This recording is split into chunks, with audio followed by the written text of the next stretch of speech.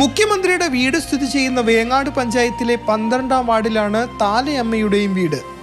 ഇരുവരുടെയും വീടുകൾ തമ്മിലുള്ള അകലം 1/2 കിലോമീറ്റർ മാത്രം. 84-കാരി താലയമ്മയും ഭിന്നശേഷിക്കാരനായ മകനുമാണ് വീട്ടിൽ താമസം. മകന് 1 മാസം മരുന്ന് വാങ്ങാൻ മാത്രം 3000 രൂപ വേണം.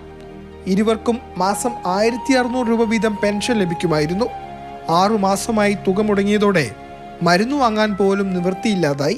നമ്മുടെ ജീവിതത്തിൻ്റെ അവസ്ഥ ഏക ആശ്രയവും ക്ഷേമ പെൻഷന്. അതിപ്പോൾ 6 മാസമായി കിട്ടാതെ. വേറെ മോനെ മനോരോഗിയാണ്, ഓനും ഗുളിക വേണ്ട ഒരു നിർവാഹവും ഇല്ല. എങ്ങനെയല്ലോ അങ്ങ് ഇവൻ്റെ മൂത്ത ഓള് ഒരു രോഗിയാണ്. ഓള് ഒരു 25 ലോട്ടറി വെക്കും. അത് സ്വരൂപിച്ചിട്ടെല്ലാം കൂടിയാണ് മാസത്തിൽ പോയിട്ട് ഗുളിക വാങ്ങുക. ഇങ്ങനെ നമ്മളെ ജീവിതം വേറെ ഒരാശ്രയമില്ല. വീടാങ്കിൽ ചോർന്നിട്ട് കിടക്കാൻ കഴിയുന്നില്ല. കിരടാങ്കിൽ വീട്ടിന് ഭീഷണിയാണ്. ഇടിഞ്ഞിട്ടുണ്ടെങ്കിൽ വീട് കെട്ടിപ്പോവും. ഇങ്ങനെയല്ലാണ് നമ്മളെ അവസ്ഥ. വീട്ടുമുറ്റത്തെ കിണറും വറ്റി. കുടിവെള്ളം മകൾ ഇടയ്ക്ക് കൊണ്ടുവന്ന് നൽകും. മകൾ ലോട്ടറി വിറ്റ് കിട്ടുന്ന പണമാണ് ഏക വരുമാനം. ചില ഞാൻ ജീവിതം അവസാനിച്ച് കളിയാണ്. അതിനൊരു മാർഗമില്ല. അങ്ങനെയുള്ളു.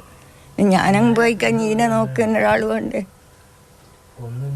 വീർക്കുന്നിടത്തിലോട്ടാട്ടെ. പഞ്ചായത്തിന്റെ സഹായത്തോടെ നിർമ്മിച്ച വീട് മഴക്കാലത്ത് ചോർന്നൊലിക്കും. ജീവിതത്തിന്റെ സായാഹ്നത്തിൽ കൈയൊഴിയരുതെന്നാണ് സർക്കാരിനോടുള്ള ഈ അമ്മയുടെ അപേക്ഷ. മുഖ്യമന്ത്രിയുടെ വീട്ടിൽ നിന്നും വെറും 500 മീറ്റർ അകലെ മാത്രമുള്ള താലയമ്മയുടെ വീടാണിത്. മാനസിക അസ്വാസ്ഥ്യമുള്ള മകൻ. ഇരുവരുടെയും പെൻഷൻ മുടങ്ങിയിട്ട് മാസങ്ങളായി. ഇവരുടെ ദയനീയാവസ്ഥ ആരോട് പറയാൻ, ആര് കേൾക്കാൻ? കണ്ണൂരിൽ നിന്നും ഫെലിക്സ്, മാതൃഭൂമി ന്യൂസ്.